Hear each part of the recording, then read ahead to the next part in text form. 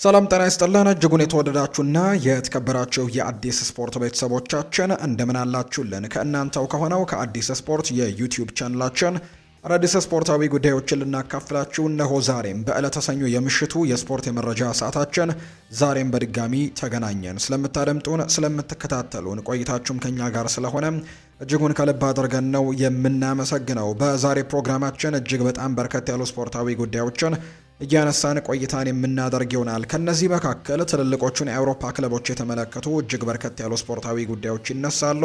እነሱን መረጃዎች እያነሳን ቆይታን እናደርጋለን። ከዛ ውጪ ግን እንዲሁ ደግሞ የዚህ ሳምንት የተደረጉ የአውሮፓ ታላላቅ ሊግ ጨዋታዎች እንደነበሩ ይታወሳል። ዛሬ ሰኞ ነው። ሰኞ እንደምናደርገው ደግሞ ቁጥራዊ መረጃዎችን እያነሳን ሰፋ ያሉ ቆይታዎችን ወደ እናንተም የምናደርስ ነው የሚሆነው።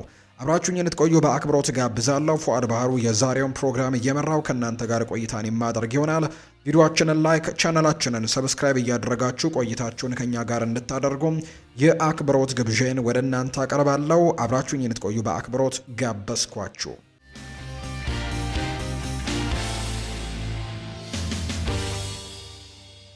የሀገር ውስጥ መረጃን በማስቀደም ነው የዛሬ ፕሮግራማችንን የምንጀምረው። የኢትዮጵያ ከ17 ዓመት በታች ብሔራዊ ቡድናችን ዝግጅቱን አጠናክሮ ቀጥሏል። የኢትዮጵያ የአፍሪካ ዋንጫ ውድድሩን ለማድረግም ሞሮኮ የሚገኘው የኢትዮጵያ ከ17 ዓመት በታች ብሔራዊ ቡድናችን ልምምዱን ነው አጠናክሮ የቀጠለው። ብሔራዊ ቡድናችን የአፍሪካ ዋንጫ የምድብ የመጀመሪያ ጨዋታውን ለማድረግ 2 ቀናት ብቻም ቀርተውታል።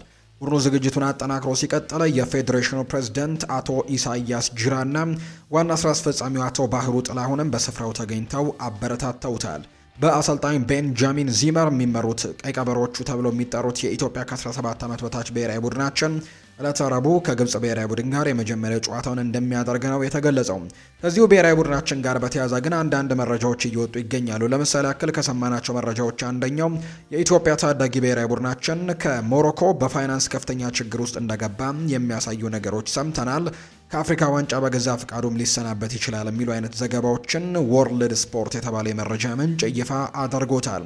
ፌዴሬሽኑ ለዋሊያዎቹ ካወጣው ይልቅ ለዚህ ታዳጊ ቡድን ከ20 ሚሊዮን ብር በላይም እንዳወጣ ጭምር ነው እየተነገረ የሚገኘው።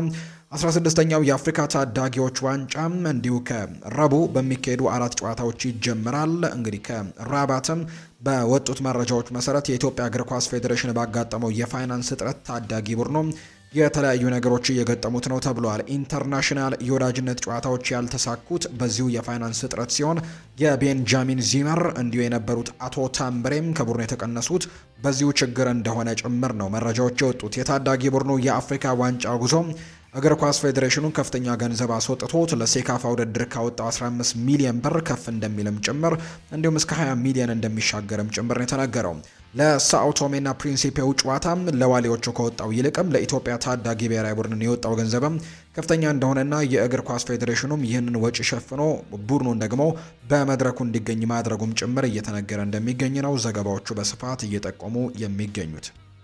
ክለቦችን የተመለከቱ ስፖርታዊ ጉዳዮችን ወደ እናንተ እናደርስ። ሮቢን ቫን ፐርሲ ብሩኖ ፈርናንዴዝን ከዴክላን ራይስ ይልቅ የደጋፊዎች ወይም የእግር ኳስ ጸሐፊዎች ማህበር የአመቱ ምርጥ የእግር ኳስ ተጫዋች ሽልማትን ስለማሸነፉ ጥያቄ ቀርቦለት ነበር። ሮቢን ቫን ፐርሲ ሲናገር ይህ ሽልማት እኔ ራሴ ያሸነፍኩት ነው፣ እንደ መሆኔ መጠንም እንዳሸነፍኩት መጠንም ይህ ምን እንደሚወክልም በደንብ ጠንቅቄ ያውቃለሁ ብለዋል። ስለ ቁጥሮች ወይም የማህበራዊ ሚዲያ ድምቀቶች ብቻ ሳይሆን የወቅቱ ወሳኝ ተጫዋች ስለመሆንም ጭምር ነው ብለዋል።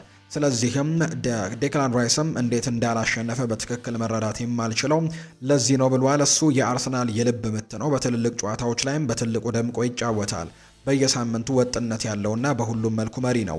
ብሩኖ ፈርናንዴዝ በእርግጥም ጊዜያቶቹ በጣም ጥሩ እንደነበሩ ተመልክቻለሁ። ነገር ግን በቁም ነገር እየቆጠረን ከሆነ በውድድር ዘመኑ ከራይስ የበለጠ የተሟላ ወይም የበለጠ ተጽዕኖ ፈጣሪ ሊሆን የሚችልበት ምንም አይነት መንገድ የለም ሲልም ነው ሮቢን ቫን ፐርሲ የሚናገረው። ለእኔ መራጮች ይህንን በጣም ተሳስተውበታል ሲልም ጭምር ነው። ሮቢን ቫን ፐርሲ የቀድሞው የሁለቱም ክለቦች የአርሰናልም የማንቸስተር ዩናይትድም ተጫዋች ሀሳቡን የሰጠው ብሩኖ ይህንን ሽልማት ማሸነፉን የምናስታውሰው ነው። በርካቶች ግን ምናልባት የኛው ሽልማት የአርሰናል 3 የሚያክሉ ተጫዋቾችና ጋብሪኤል ማጋሌሽ እንዲሁ ዴክላን ራይስ እና ግብ ጠባቂው ዳቪድ ራያ በዚህ ዝርዝር ውስጥ መካተታቸውና የአርሰናል ደጋፊዎች ድምጽ ለእነዚህ 3 ተጫዋቾች መከፋፈሉ ምናልባት ድምጹን ለብሩኖ ከፍ ያደረገለት እንደሆነ በርካቶች ሀሳቦቻቸውን ሰጥተዋል። እንግሊዛዊው የመስመር አጥቂ ማርከስ ራሽፎርድ ለ23 ዓመታት ያክል በዩናይትድ ቆይቻለሁ ሲል ይናገራል። አንዳንድ ጊዜ ለውጦች ያስፈልጋሉ በማለትም ሀሳቡን ሰጥቷል። በተጨማሪም በባርሴሎና መቆየትም እንደሚፈልግ ነው በግልጽ የተናገረው ብሩኖ ሚጌል ፈርናንዴዝ። ባርሴሎናዎች በበኩላቸው ዩናይትድ የጠየቃቸውን 26 ሚሊዮን ፓውንድ ከመክፈል ይልቅ በድጋሚ በውሰት ተጫዋቹን ለማስፈረም ፍላጎት እንዳላቸው ነው የሚነገረው። ነገር ግን ማንቸስተር ዩናይትድ ይህንን መረጃ ይቀበሏል ተብሎ አይታሰብም። ዩናይትድ አሁን ላይ ይህንን ተጫዋች በቋሚነት የመልቀቅ እንጂ በድጋሚ በውሰት የመልቀቅ ምንም አይነት ሀሳብ እንደሌለው የሚያሳዩ መረጃዎች ናቸው እየወጡ የሚገኙት። ስለዚህ በቀጣይ ጊዜያት ባርሴሎና ተስማምቶ በዚህ ገንዘብ ይህንን ተጫዋች ለማስፈረም እንቅስቃሴዎችን ያደርጋል፣ አሊያም ደግሞ ማንቸስተር ዩናይትድ ተጫዋቹን ወደ ሌሎች ክለቦች ለመሸጥም ጥረት ያደርጋል ተብሎ እንደሚታሰብ ነው መረጃው የወጣው። ሪዮ ፈርዲናንድ ግን ከዚህ ተጫዋች ጋር በተያያዘ አንድ ጉዳይን አንስተዋል። ባርሴሎና ማርከስ ራሽፎርድም እየተባለ ባለው በ26 ሚሊዮን ፓውንድ የሚያገኘው ከሆነ ይሄ ለባርሴሎና በጣም ትልቅ ስኬት፣ ለማንቸስተር ዩናይትድ ደግሞ ጥሩ ያልሆነ ነገር ግን ዝውውሩ ዘረፋ ያክል የሚሆን አይነት ዝውውር ነው ሲልም ጭምር የተናገረውና ባርሴሎና በዚች በምታክል ገንዘብ ብቻ ማርከስ ራሽፎርድን ማግኘት ለባርሴሎና በጣም ጠቃሚ ዝውውር ይሆናል ሲልም ጭምር ነው እየተናገረ እንደሚገኝ መረጃዎቹም እየወጡ የሚገኙት። ሪያል ማድሪዶች ኦሪዮል ሹዋሜኒ የሚለቅበት እድል ከተፈጠረ ዩናይትድ ለቅጽበት አያንገራግርም የሚል መረጃ ማንቸስተር ኢቭኒንግ ኒውስ እያወጣም ይገኛል።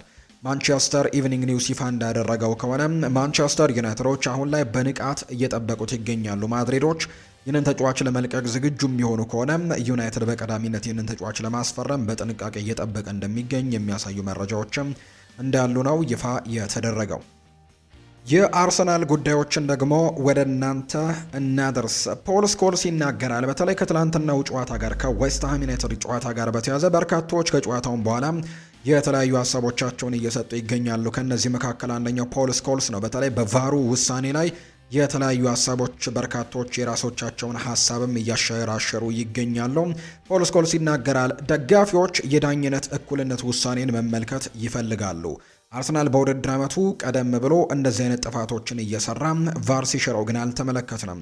ለምሳሌ ማንቸስተር ዩናይትድ እና አርሰናል ጨዋታ እንዲሁ ከዌስትሃም ዩናይትድ እና ከአርሰናሉ ጨዋታ ጥፋት ጋርም ተመሳሳይ ነበር ሲልም ይናገራል። ነገር ግን ያኔ ጎሉ አልተሻረም ነበር ሲልም ነው የተናገረው። ስለዚህም የፕሪሚየር ሊግ የዳኞች ማህበር ጉዳዩን በደንብ መመልከት ይጠበቅበታል ብሏል። አርሰናል በእንደዚህ አይነት ተመሳሳይ ጥፋቶች ተጠቃሚ ሲሆን ነው የተመለከትነው። እናም ደግሞ አሁን ላይ ደጋፊዎች የህጉ አተገባበር የተለያየ ሲሆን ድንጋጤ ፈጥሮባቸዋል ሲል ነው ፖል ስኮልስ የተናገረው። በርካቶች የትናንትናው የዌስትሃም ዩናይትዱ ተጫዋች ግብ ጠባቂው ዳቪድ ራያ ላይ ጥፋት እንደሰራ በርካቶች አምነዋል። ነገር ግን አተገባበሩ ላይ በፕሪሚየር ሊጉ ያሉ ህጎች አተገባበር ላይ ግን በርካቶች ጥያቄዎችን እያነሱ ነው። ከዚህ በፊት ተደጋጋሚ አይነት ጥፋቶች እንደዚህ አይነት ጥፋቶች እየተፈጸሙ ነገር ግን በቫር ታይቶ ያልተሻረበት አጋጣሚን ተመልክተናል። አሁን ላይ ግን ለአርሰናል ሲሆን ኳሱ ተሽሯል የሚል አይነት ሀሳብን ጭምር ነው ፖል ስኮልስም ሌሎች ሰዎችም ሀሳቦቻቸውን እየሰጡ የሚገኙት። ለምሳሌ ፒተር ሽማይክልም ያንን ሀሳብ ሲሰጥ ተመልክተነዋል።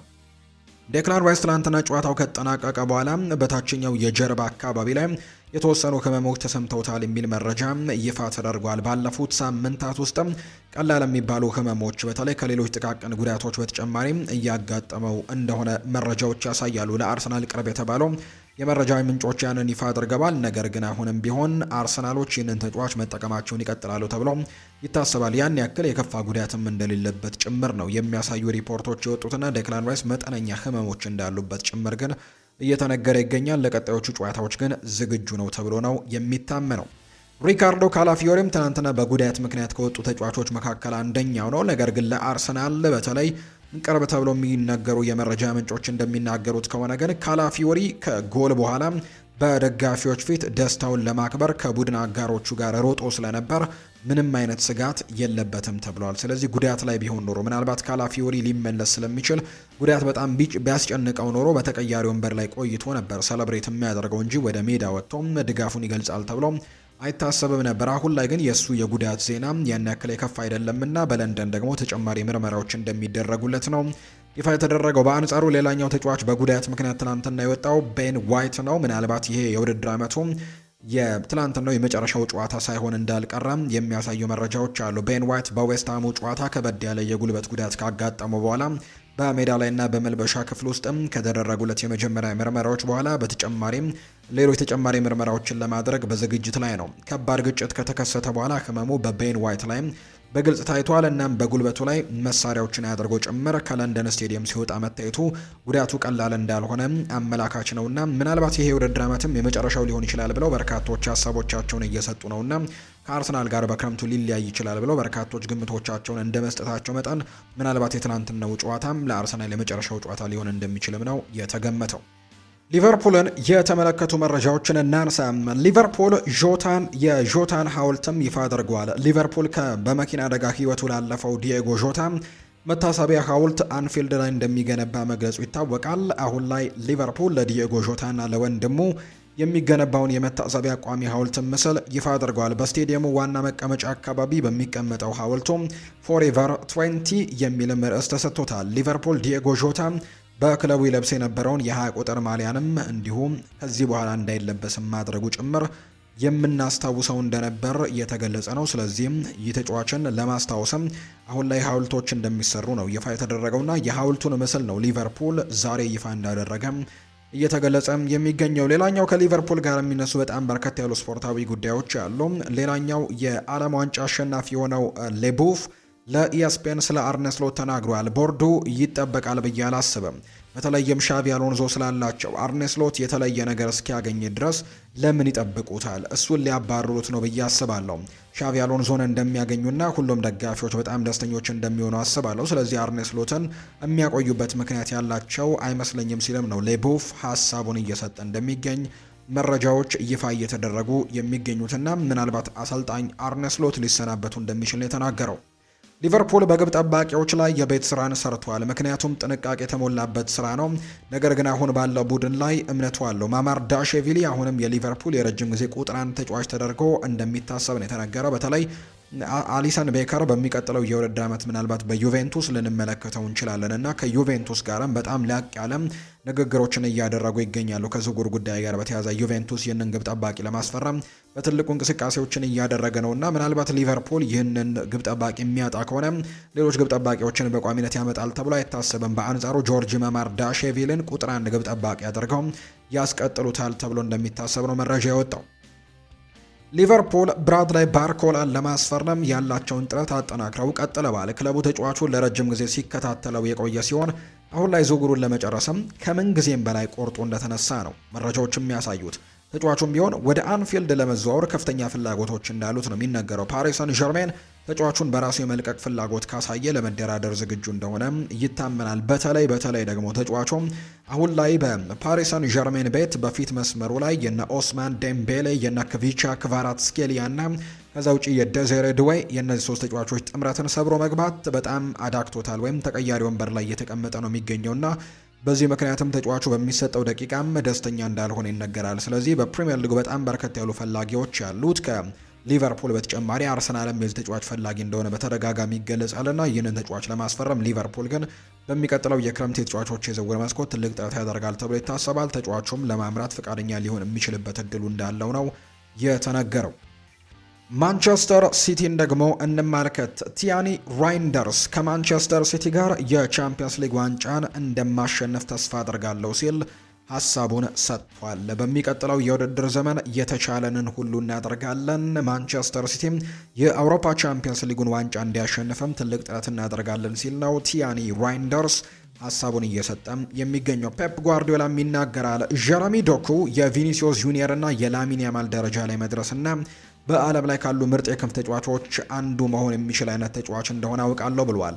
ይህ ተጫዋች ድንቅ ተሰጥኦዎች ያሉት በቀጣይ ተሰጥኦዎችን ማሳደግ የሚችል ከሆነ በዓለም ላይ ምርጥ ከሚባሉት ላሚን ያማልና ቪኒሲዮስ ጁኒየር ጋር አቋሙን ማስተካከል ይችላል ሲልም ተናግሯል። ሌላኛው ፔፕ ጓርዲዮላ ይቀጥልና በሚቀጥሉት ጨዋታዎች ላይ በቡድን ውስጥ የተጫዋቾች መለዋወጥም አደርጋለሁ ሲልም ጭምር ነው የተናገረው። ተደጋጋሚ ጨዋታዎች አሁን ላይ ይመጣሉ ተብሎ ይታሰባልና በዚህ ምክንያትም እነዚህን ጨዋታዎች እንግዲህ መደራረቦችን ለማካካስም የተጫዋቾች ለውጥን ለማድረግ ዝግጁ እንደሆኑ ነው የተነገረው። የሪያል ማድሪድ ጉዳዮችን እንመልከት። በሪያል ማድሪድ የመልበሻ ክፍል ውስጥ ከፍተኛ ተጽዕኖ ያላቸው ተጫዋቾች ፌዴሪኮ ቫልቬርዴ በዚህ ክረምት ክለቡን ለቀው እንዲወጣም ክለቡን እየጠየቁም ይገኛሉ። ቫልቬርዴ በሪያል ማድሪድ ቤት ባለው የረጅም ጊዜ ስኬታማ ታሪክ ምክንያትም ጉዳዩ እጅግ በጣም ውስብስብ እንደሆነ ጭምር እየተነገረ ነው። ነገር ግን ወሳኝ የሚባሉት የሪያል ማድሪድ ተጫዋቾች ግን ፌዴሪኮ ቫልቬርዴ ክለቡን ለቆ እንዲወጣ ፍላጎቱ እንዳላቸው ነው የሪያል ማድሪድ የቅርብ የመረጃ ምንጭ የሚባለው ራሞን አልቫሬዝ መረጃውን ያጋራው። የሪያል ማድሪድ ውስጣዊ ሰው እንደተናገረው ከሆነም ሪያል ማድሪድ በዚህ ክረምት አንድ ወሳኝ ተጫዋችን ለማሰናበት ወስነዋል። ነገር ግን ማን እንደሆነ ግን በግልጽ እንዳልታወቀ ነው ዘገባዎች እየጠቆሙ የሚገኙት። ስለዚህም ጉሌርሞ ራይ እንደሚናገረው ከሆነ ግን በሪያል ማድሪድ ቤት አንድ ወሳኝ ተጫዋች ክለቡን ለቆ ሊወጣ እንደሚችል ነው የተናገረው። የሪያል ማድሪድ ደጋፊ ቢሆን እንኳን በዚህ ወቅት በኬሊያን ምባፔ ጉዳይ ላይ በጣም ተበሳጭቶም መሆን አለበት ብዬ አምናለሁ ይላል ኦንዳ ሴሮ የተባለው የመረጃ ምንጭ። ከባየር ሚኒክ ጋር ከተሸነፉ በኋላ ኤምባፔ የሪያል ማድሪድ ተጫዋች መሆን አቁመው የፈረንሳይ ብሔራዊ ቡድን ተጫዋች ሆኗል ሲልም ነው ኦንዳ ሴሮ የተባለው የመረጃ ምንጭ ይፋ ያደረገው። ሌላኛው የሚነሳው ጉዳይ ሪያል ማድሪድ የአጥቂ መስመሩን ስር ነቀል ለውጦችን እንደሚፈልግ ያምናል። እናም በቀጣይ ዓመትም ኒኮ ፓዝ እና ኤንድሪክ ፊሊፔ ወደ ክለቡ እንደሚመጡና ይህንን ቡድን የማጥቃት መስመሩን ለማጠናከር እንደሚሰሩ ነው የሚታመነው። በተለይ ወደ ኦሎምፒክ ሊዮን በውሰት ያመራው ኤንድሪክ ፊሊፔ ጥሩ የሚባሉ ጊዜያቶችን በፈረንሳይ ያሳልፈዋል። ከዛ ውጭ ደግሞ በጣሊያኑ ክለብ ኮሞ ቤት ድንቅ ጊዜን እያሳለፈ የሚገኘው አርጀንቲናዊው ኒኮ ፓዝም ወደ ሪያል ማድሪድ ከሚመለሱ ተጫዋቾች መካከል ይሆናል ተብሎ ነው የሚጠበቀው። አንዳንድ የሪያል ማድሪድ ደጋፊዎች ኬሊያን ምባፔ ባለፉት ጥቂት ሰዓታት ውስጥ ወደ ፈረንሳይ ሄዷል የሚል ግምት በማህበራዊ ሚዲያ ላይ እየሰነዘሩ ይገኛሉ። ኤምባፔ የኤል ክላሲኮን ጨዋታ ሲመለከት በለቀቀው ፎቶ ላይ ጨዋታውን እያየ የነበረው በፈረንሳይ የቢን ስፖርት ቻናል ላይ እንደነበር ይታወቃል እና ይህ ቻናል ደግሞ በስፔን ውስጥ የላሊጋ ጨዋታዎችን የማስተላለፍ መብት የለውም። ይህንን በመመልከት ነው ደጋፊዎች እንግዲህ እሱ ፈረንሳይ አመርቷል ከቡድኑ ጋር እንኳን የለም የሚል አይነት ሀሳቦችን እያቀረቡ የሚገኙት። ፍሎሬንቲኖ ፔሬዝ እና ለሱ ቅርብ የሆኑ አካላት ባደረጉት ትንታኔም የቡድኑ ጥራት አሁንም እንዳለ ስምምነት ላይ ተደርሷል። ፕሬዚደንቱ በሻቪ አሎንዞና በአርቤሎ ስር ብቃታቸው የቀነሱ በርካታ ተጫዋቾችም ከአሰልጣኝ ቡድኑ ተገቢው ሞቲቬሽን ካገኙ ወደ ቀድሞ ደግሞ ትክክለኛ ብቃታቸው ሊመለሱ እንደሚችሉ ያምናል ነው የዲያሪዮ አስ የተባለው የመረጃ ምንጭም እየተናገረ የሚገኘው። ሪያል ማድሪድ ለጆዜ ሞሪኒዮ የአሰልጣኝነት ጥሪን አቅርበውለታል ተብሏል። ጥሪውን ከተቀበሉ ስራው የእሳቸው እንደሚሆን ነው እየተነገረ የሚገኘው።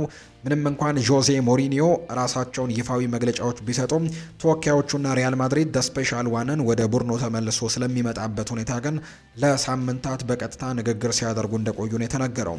ውይይቶቹ አሁንም እንደቀጠሉ ናቸው። በቅርቡም ይቀጥላሉ ተብሎ ይታሰባል። የሞሪኒዮ ተመልሶ መምጣትም 100% እርግጥ እየሆነ እንደሚገኝ ነው የተነገረው። ውሳኔው አሁንም በፍሎሬንቲኖ ፔሬዝ እጅ ላይ እንደሚገኝ ይፋ ተደርጓል። በኤል ክላሲኮ ሽንፈት ምክንያት በሪያል ማድሪድ ውስጥ ያለው ትርምስ ቀጥሏል። የተጫዋቾች መልበሻ ክፍል በውጥረትም ተሞልቷል ተብሎ ነው የሚታሰበው።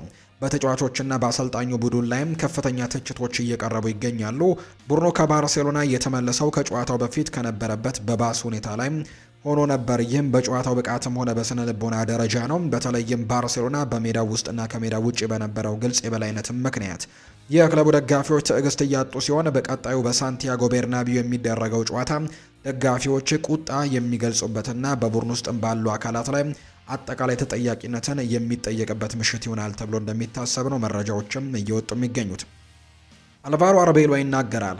ኬሊያን ምባፔ በዚህ ውድድር ዘመን እንደገና ይጫወት እንደሆነ አላውቅም። የሚሰማው ስሜትና በምቾት አለመኖሩ ላይ ነው የተመሰረተ የሚሆነው ብሏል። ዲን ሃውችሰን መጫወት ይፈልግ ነበር፣ ነገር ግን በማሟሟቂያ ጊዜ በጣም ደክሞና እንዲሁ ታሞ ስለነበር መጫወት አልቻለም ሲልም ነው አልቫሮ አርቤሎ እንዲሁ የሚናገረው። አርቤሎ የቀጠለና ሪያል ማድሪድን ማሻሻል ያስፈልጋሉ ተብሎ ተጠይቆ ነበር። ብዙ ዋንጫዎችን የማሸነፍ ችሎታ ያለው ድንቅ ስብስብ እንዳለን አውቃለሁ። ይህ ስብስብ ደግሞ ምንም አይነት ነገሮችን የሚፈልግ አይመስለኝም። ሰበብ አይደለም፣ ነገር ግን በዚህ የውድድር ዘመን ብዙ ተጫዋቾችን በጉዳት አጥተናል። በአውሮፓ ውስጥ ያሉ ምርጥ ክለቦች ተጫዋቾቻችንን ባለማግኘታቸው ድለኞች ናቸው ሲልም ነው የተናገረው አሰልጣኝ አልቫሮ አርቤሎዋ። ባርሴሎናን የተመለከቱ መረጃዎችን እናንሳም። ሃንስ ፍሊክ ይናገራል። ይህንን ቀን መቼም ማረሰውም። እነዚህን ተጫዋቾች ወዳቸዋለሁ፣ ይህንን ቡድንም ወደዋለሁ። ደጋፊዎችም ድንቅ ናቸው። ለእኔ ከባድ ቀን ነበር ሲልም ነው ሃንስ ፍሊክ የተናገረው። ሌላኛው ከጨዋታው በኋላ አሰልጣኝ ሃንስ ፍሊክ ሲናገርም እንደምን አመሻችሁ ብሏል። ትላንትና ከጨዋታው በኋላ ምሽት ላይ ሲናገር ከባድ ጨዋታ ነበር፣ ጠዋት ላይ ነበር የጀመረው፣ እናም ደግሞ ይህንን ቀን መቼም ማረሰውም ሲልም የተናገረው ቡድኔን፣ ፕሬዝደንቱን፣ ራፋ ዩሴቴን፣ ሁሉንም ሰውና እኛን የሚደግፉንን ሰዎች ሁሉ አመሰግናለሁ። ቡድኑ ሁሉም ሰው ይህ በጣም ድንቅ ነገር ነው። በመጨረሻም በጣም አስፈላጊው ነገር እኔ እንደዚህ አይነት ምርጥ ቡድን ስላለኝ በጣም እኮራለሁ ብሏል። ስለ ሁሉም ነገር አመሰግናለሁ። በእያንዳንዱ ጨዋታም ለ90 ደቂቃ ወይም ደግሞ ከዚያ በላይም ለመጫወትም ላሳዩት ፍላጎት ሁሉም አመሰግናለሁ። ያንን በጣም አደንቃለሁ ብሏል። እርግጥ ነው ቤተሰብና እንዲሁም ማክበር እንዳለብን የሚሰማኝም ብዙ ሰዎች አሉ። በጣም አመሰግናለሁ ሲልም ጭምር ይናገራል። ማርከስ ራሽፎርድ ከትላንትናው ጨዋታ በኋላ ሲናገር ለዚህ ነው ወደ ባርሴሎና የመጣሁት፣ ለእንደዚህ አይነት ትልልቅ አጋጣሚዎች ነው እዚህ የመጣሁት። እውነት ለመናገር ቅጣት ምቱን ቀጥታ ወደ ጎል የመምታት ሀሳቡ አልነበረኝም፣ ነገር ግን ዳኒና እንዲሁ ደግሞ ፔድሪ ምታው ብለው ነው እኔ ወደ ጎልነት የሞከርኩት ብሏል። ጥሩ ነው የኔ ቅጣት ምት ወደ ግብነት መቀየሩ፣ ምክንያቱም ትናንትና በልምምድ ላይ ምንም አይነት ግብ አላስቆጠርኩም ነበር። እዚህ ባለኝ ቆይታ ላይ ምን እንደሚፈጠር ማንም አያውቅም። ምንም የማውቀው ነገርም የለም። የውድድር ዓመቱ ሲያልቅም ምን እንደሚፈጠር አብረን እናያለን። አስማተኛ በሆን ኖሮ በባርሴሎና ቆይ ነበር ሲልም ነው የተናገረው። ሮበርት ሌቫንዶስኪም ስለ ወደፊት ቆይታው እንዲሁ ሀሳቡን ሰጥቷል። ምን እንደማድረግ አላውቅም። በዝቅተኛ ሊግ ውስጥ አማራጭ ሊኖር ይችላል። 38 ዓመት ሊሞላኝ ነው። ነገር ግን በአካላዊ ሁኔታ ላይ ጥሩ ስሜት ይሰማኛል። ስለዚህም ይህንን ግምት ውስጥ አስገባለሁ። ተጨማሪ ጥቂት ጥያቄዎችንም አዳምጣለሁ እና ውሳኔ ያደርጋለሁ ሲልም ጭምር የተናገረው ሌቫንዶስኪ የዓለም ዋንጫ አሸናፊው ቅድመ ግምቱን አርጀንቲና ነው የምትወስደው ብሏል። ጋቢ ሲናገር ዓለም ዋንጫውን የምታሸንፈው የዓለም ዋንጫ አሸናፊነት የአርጀንቲና ነው ቅድሚያው ሲልም ይናገራል። ጋቢ ስፔናዊው የባርሴሎና ተጫዋች ጋቪ አርጀንቲና ቀጣዩን ዓለም ዋንጫ የማሸነፍ ትልቅ እድል እንዳላት ነው የተናገረው። አርጀንቲና ትልቅ የማሸነፍ እድል ያላት ሀገር ነች፣ ምክንያቱም የወቅቱ ሻምፒዮን ናቸው ሲልም ይናገራል። ሊዮኔል ሜሲም አሁንም የዓለም ምርጡ ተጫዋች ነው ያለው ጋቪ እሱ እስከተጫወተ ድረስ አርጀንቲና ምርጥ ቡድን አላት ሲልም ጭምር ነው እንዲሁ ሀሳቡን እየሰጠ እንደሚገኝ መረጃዎቹም እየወጡ የሚገኙት። ሌላኛው ሊዮኔል ሜሲ የሳምንቱ ምርጥ ተጫዋች ተብሎ መመረጡም ጭምር እንዲሁ ይፋ ተደርጓል። ሊዮኔል ሜሲም የሜጀር ሊግ ሶከር የ12ኛ ሳምንት ነው መርሃ ግብር የሳምንቱ ምርጥ ተጫዋች በመባል የተመረጠው። በዚህ መሰረትም የኢንተር ማያሚው የፊት መስመር ተሰላፊ የሆነው ሊዮኔል ሜሲ የሳምንቱ ምርጥ ተጫዋች በመባል ተመርጧል። ሊዮኔል ሜሲ ኢንተር ማያሚ ቶሮንቶን 4-2 ባሸነፈበት ጨዋታ አንድ ጎል አስቆጥሮ 2 አሲስቶችን አድርጓል። ሜሲ ለ14ኛ ጊዜ ነው የሜጀር ሊግ ሶከር የሳምንቱ ምርጥ ተጫዋች ሽልማትን እስካሁን ድረስ በአጠቃላይ እንዳሸነፈ የተመለከተ ነው። ሌላኛው ከሜሲ ጋር የሚያያዘው ጉዳይ የአርጀንቲና ብሔራዊ ቡድን አሰልጣኝ ሊዮኔል ስካሎኒ ለዓለም ዋንጫው ለ55 ተጫዋቾች የመጀመሪያ ጥሪን ያደርገዋል። የብሔራዊ ቡድኑ አምበል ሊዮኔል ሜሲ በብሔራዊ ቡድን ስብስብ ውስጥም ተካቷል። ፓብሎ ዲባላ በብሔራዊ ቡድን ስብስብ ውስጥ ሳይካተት የቀረ ተጫዋች ነው። አሰልጣኙ በቀጣይ የሚፈልጓቸውን ተጫዋቾች ለይተው የመጨረሻ ስብስባቸውን ይፋ ያደርጋሉ ተብሎ ይታሰባል። በጣም በርከት ያሉ ተጫዋቾችን ነው በዝርዝር ውስጥ እንዳካተቱ እየተመለከትን የምንገኘው። የተወደዳችሁና የተከበራችሁ ቤተሰቦቻችን ለዛሬ ያዝንላችሁ አዳዲስ ስፖርታዊ ጉዳዮቻችን እነዚህን ይመስላሉ። ስላደመጣችሁን ስለተከታተላችሁን ቆይታችሁም ከኛ ጋር ስለነበር እጅግ ከልብ አድርገን ነው የምናመሰግነው። ፉአድ ባህሩ የዛሬውን ፕሮግራም እየመራው ከእናንተ ጋር ቆይታን አድርግ ያለው። በቀጣይ ፕሮግራሞቻችን ሌሎች ስፖርታዊ ጉዳዮችን፣ ሌሎች አዳዲስ መረጃዎችን አካተን በድጋሚ ተመልሰን የምንገናኝ ይሆናል። ለዛሬ ግን ስላደመጣችሁኝ ስለተከታተላችሁኝ ቆይታችሁም ከኛ ጋር ስለነበር ከልብ አድርጌ ያመሰገንኩኝ። መልካም ጊዜ መልካም ደግሞ ቀን እንዲሆንላችሁ ነው በአክብሮት የምመኘው።